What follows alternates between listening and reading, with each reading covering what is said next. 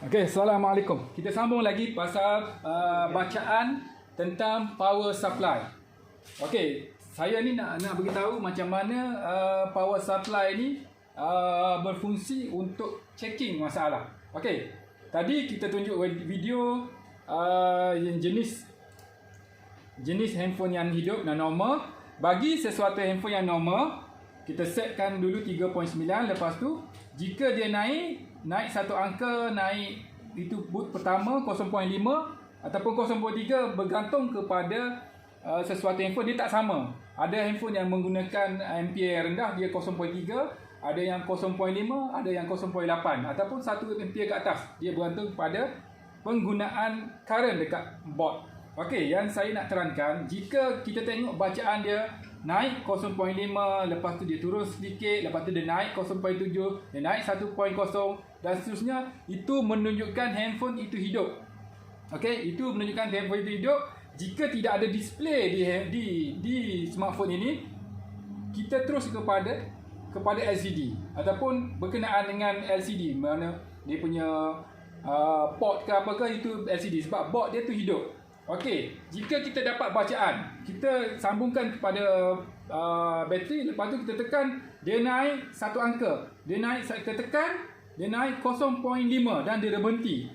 Di sini menunjukkan handphone ini mempunyai masalah di power IC yang dia stuck. Kita tekan 0.5, dia stay. Lepas tekan, melepaskan button tu, dia stay dengan 0.5 ataupun satu bacaan. Dia menunjukkan handphone itu bermasalah pada bermasalah pada power IC. Okey, itu satu bacaan. Okey, bacaan kedua, bila kita sambungkan, kita tekan, dia naik 0.1, dia naik dan dia turun. Dia naik ke satu angka dan kita lepas, dia turun. Itu menunjukkan bacaan macam tu, dia menunjukkan handphone ini bermasalah pada software, bukan hardware. Kita boleh flashing balik. Okey, itu bacaan yang kedua.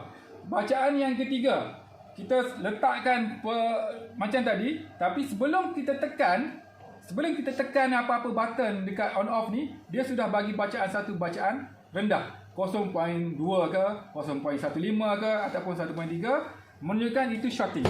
Shorting bermaksud sebelum tekan di power button, dia sudah short.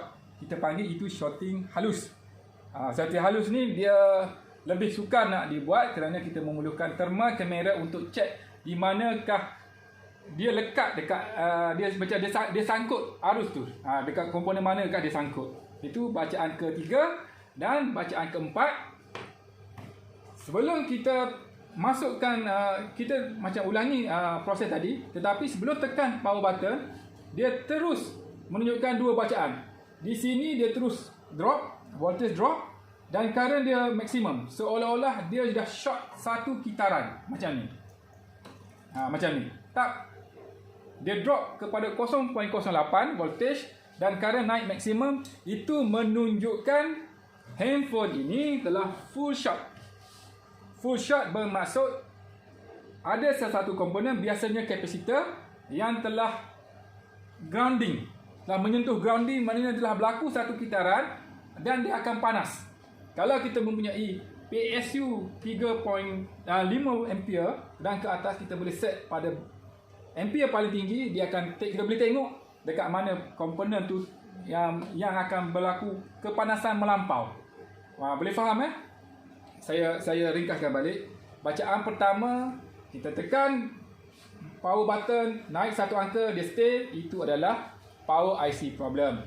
Bacaan kedua, kita tekan satu bacaan, dia naik satu angka dan dia drop balik, itu adalah software. Bacaan ketiga, sebelum kita tekan power button, dia sudah menunjukkan satu bacaan kecil, shorting kecil. Dan bacaan keempat, dia naik bacaan current maksimum dan voltage drop, itu adalah full shorting. Yang mana itu kita boleh cek melalui power supply, dia akan berlaku kepanasan melampau pada satu komponen. Itu adalah contoh bacaan power supply untuk tahu di mana masalah. Okey, dan satu lagi yang jenis bateri cepat drain. Okey, bateri cepat drain ni dia macam ni. Saya cek balik. Bateri cepat drain maksudnya customer beritahu guna terus habis bateri. Guna sepatutnya sesuatu bateri tu dia boleh bertahan selama 8 jam. Tetapi dia beritahu boleh bertahan sehingga 2 jam. Selalu cepat habis. Dia antara dua masalah. Sama ada masalah di bateri ataupun masalah di board phone. Okey, kalau bateri kita boleh tukar bateri lah, tapi untuk pastikan sama ada bateri atau di board kita boleh guna power supply. Okey, ini contoh board yang okey, kita onkan macam biasa. Okay, dia hidup macam biasa. Macam ni dah, okay, dia naik, dia turun, dia naik, dia turun. Ini adalah board yang normal. Dia akan keluar. Cuma masalah handphone ni dia berkelip dekat ada LCD. Ini LCD problem lah. Okey, dia naik. Macam saya beritahu tadi, sekarang ini dia tak sama. Setiap handphone adalah tidak sama dia penggunaan kuasa dia. Ada handphone dia perlukan kuasa yang tinggi mengikut saiz LCD, mengikut keupayaan telefon lah. Okey, bagi handphone yang cantik, bila dalam keadaan baik, bila kita on dia punya standby mode, kita guna dia punya function, dia akan turun naik penggunaan dia. Ini adalah penggunaan current dalam smartphone. Tetapi bagi telefon yang cantik, bila kita offkan telefon ini kepada sleep mode, skrin dia sudah hitam, dia tidak berfungsi. Current ini perlu turun ke satu bacaan yang rendah. Okey, sekejap. Tadi dia sudah masuk. Dia akan turun ke satu bacaan yang rendah. Tapi pastikan handphone ini tidak ada line, tidak ada Bluetooth on, tidak ada Wi-Fi on. Sebab kalau kita onkan Wi-Fi, onkan telefon, dia akan ada current yang guna. Macam ni telefon ini dia sudah menunjukkan satu bacaan yang rendah. Dia 0.7 sebab telefon ini kalau kita tengok dia tak makan bateri lah. Tapi dia masih bergerak ni, kemungkinan dia masih ada signal telefon yang masuk standby. Dia tunjuk 0.09. Maksudnya telefon ini tidak ada masalah dalam segi makan bateri. Dia baca 0.00.